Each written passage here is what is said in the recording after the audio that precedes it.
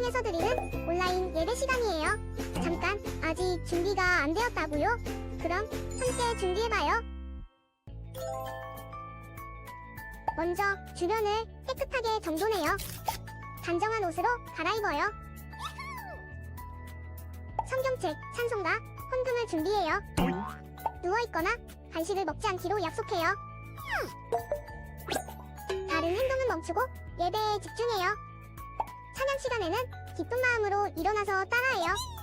성경 말씀은 함께 큰 목소리로 따라 읽어요. 설교가 끝나고 기도 후에는 큰 소리로 아멘해요. 아멘. 준비한 헌금은 따로 저금통이나 성경책에 모아두었다가 교회에 출석할 때 드려요. 예배가 끝날 때까지 경건하게 예배에 집중해요. 광고도 잘 듣고 기억해두세요. 그럼 예수님과 함께 기쁘고 행복한 예배 시간이 되기를 바라요. 네, 우리 시간 사도신경하심으로 우리의 신앙을 고백하도록 하겠습니다. 나는 전능하신 아버지 하나님, 천지의 창조주를 믿습니다. 나는 그의 유일하신 아들, 우리 주 예수 그리스도를 믿습니다.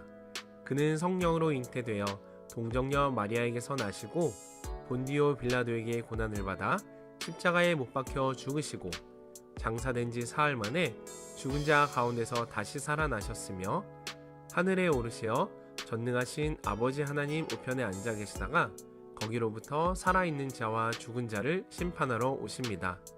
나는 성령을 믿으며 거룩한 공교회와 성도의 교제와 죄를 용서받는 것과 몸의 부활과 영생을 믿습니다. 아멘.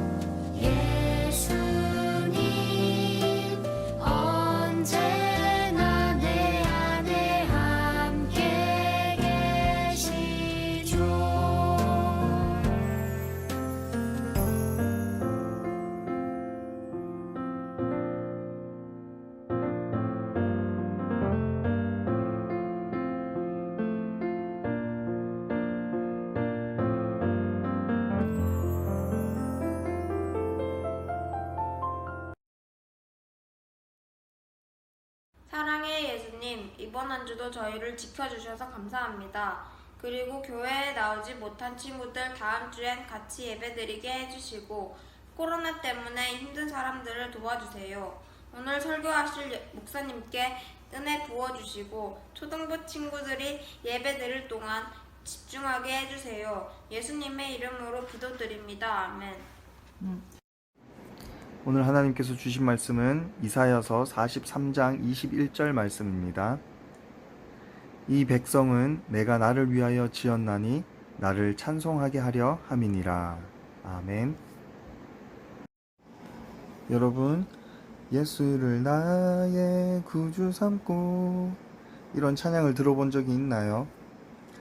주의 음성을 내가 들으니 이런 찬양은요? 이 찬양은 미국의 시인이자 작곡가인 패니 크로스비가 지은 곡이에요.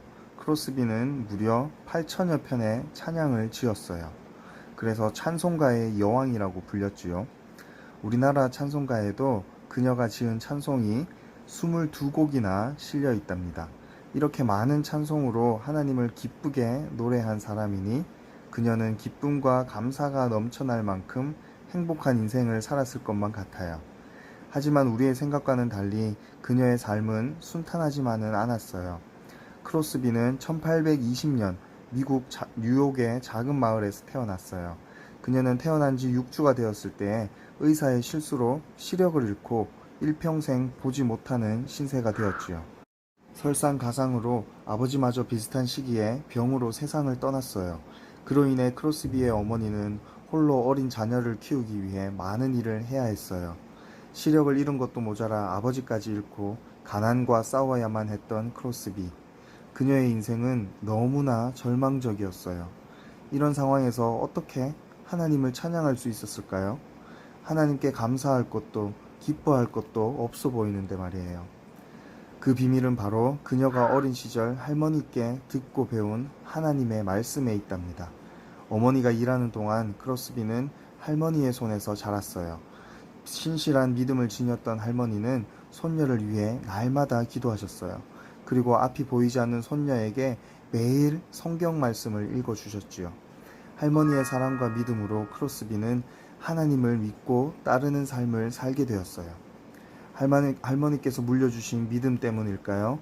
크로스비는 일평생 보지 못했지만 자신의 장애를 불행하게 생각하지 않았어요. 자신의 처지에 불평하거나 원망하는 대신 찬양했지요. 심지어 그녀는 만약 하나님께서 볼 수 있는 눈을 허락하신다고 하더라도 받지 않겠다고 했어요.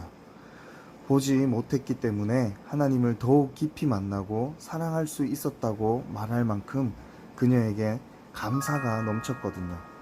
그녀는 정말이지 기적과도 같은 삶을 살았어요.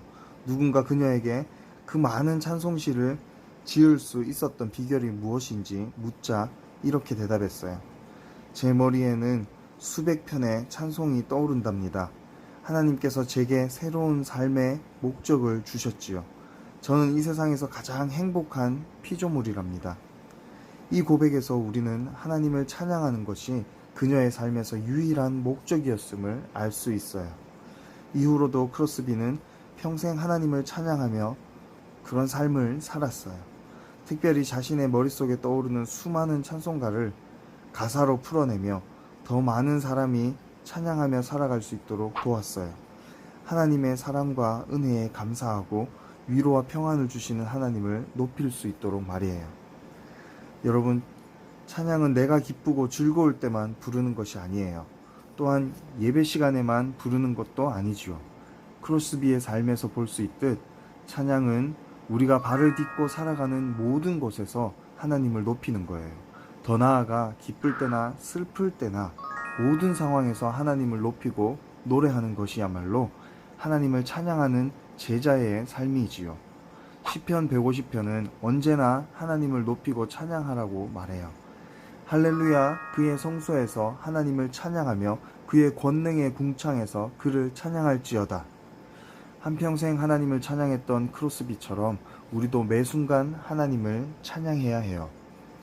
성경에도 기쁠 때뿐만 아니라 힘들고 슬플 때에도 하나님을 찬양했던 사람이 나와요. 바로 다윗이에요. 다윗은 150편이나 되는 시편의 절반가량을 지었어요.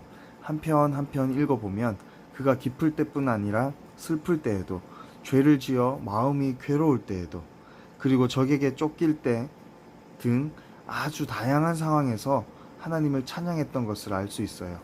또한 다윗은 자신의 지위와 상관없이 하나님을 찬양했어요. 양을 치던 별 볼 일 없는 이스라엘 소년일 때도, 그리고 왕이 되어 온 이스라엘을 다스릴 때에도 하나님을 찬양했지요. 때로는 노래로, 때로는 악기를 연주하며, 때로는 춤을 추며 하나님을 찬양했어요.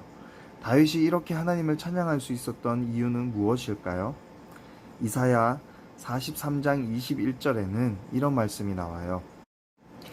이 백성은 내가 나를 위하여 지었나니 나를 찬송하게 하려 함이니라.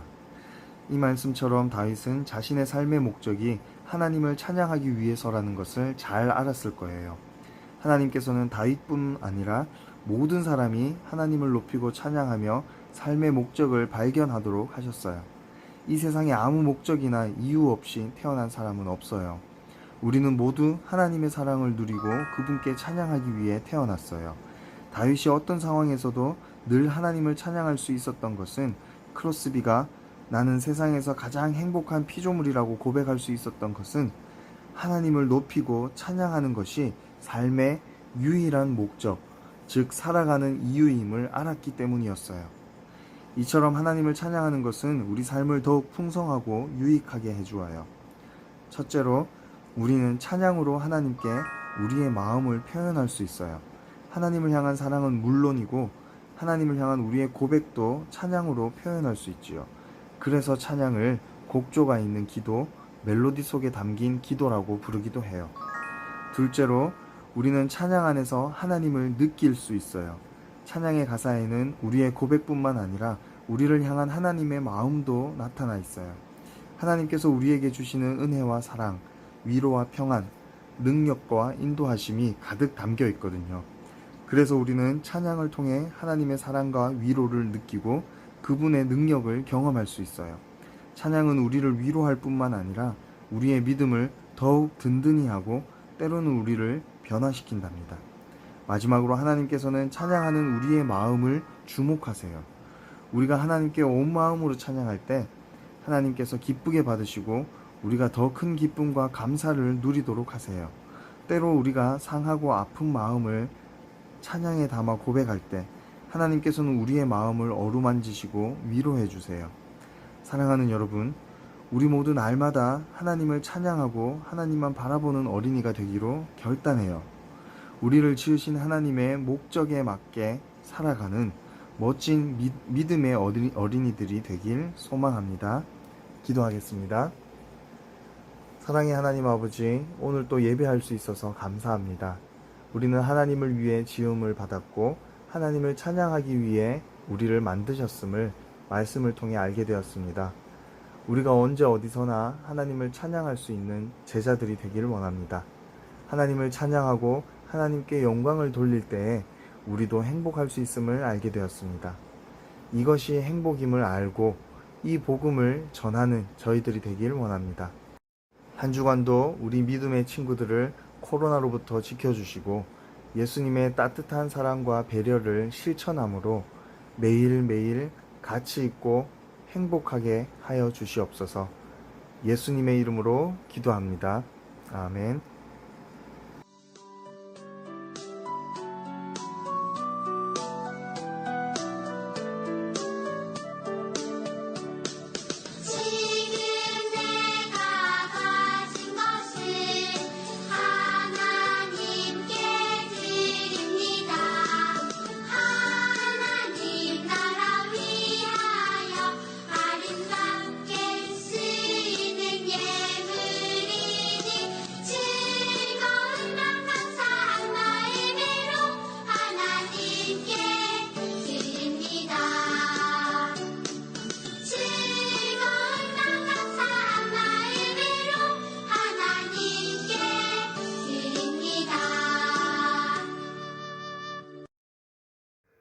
하나님 아버지, 오늘도 우리 가정에 일용할 양식과 살아갈 수 있는 물질들을 허락하심에 감사드립니다.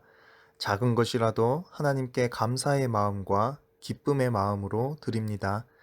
모든 것이 하나님의 은혜였음을 고백하는 우리 가정이 되게 하여 주시옵소서. 그리하여 앞으로 살아가는 동안에도 어렵고 지치는 순간이 와도 주님 의지하면서 잘 견디고 이겨낼 수 있는 저희가 되게 하시고, 더욱 감사할 기쁜 일들도 넘쳐나게 하여 주시옵소서. 하나님의 사랑이 온 세상에 가득하고 사람들이 생명을 얻게 되는 일에 우리가 함께하고, 그런 꿈과 비전을 품고 열심히 공부하고 노력하는 우리 초등부 친구들이 되게 하여 주시옵소서. 그런 귀한 일에 이 헌금이 가장 올바르게 사용되게 하여 주시옵소서. 예수님의 이름으로 기도드립니다. 아멘. 네, 우리 이 시간 주님께서 가르쳐 주신 기도로 오늘의 어린이 영상 예배를 모두 마치도록 하겠습니다. 함께 화면을 보며 기도하도록 하겠습니다. 하늘에 계신 우리 아버지, 아버지의 이름을 거룩하게 하시며 아버지의 나라가 오게 하시며 아버지의 뜻이 하늘에서와 같이 땅에서도 이루어지게 하소서. 오늘 우리에게 일용할 양식을 주시고 우리가 우리에게 잘못한 사람을 용서하여 준 것 같이 우리 죄를 용서하여 주시고 우리를 시험에 빠지지 않게 하시고 악에서 구하소서. 나라와 권능과 영광이 영원히 아버지의 것입니다. 아멘.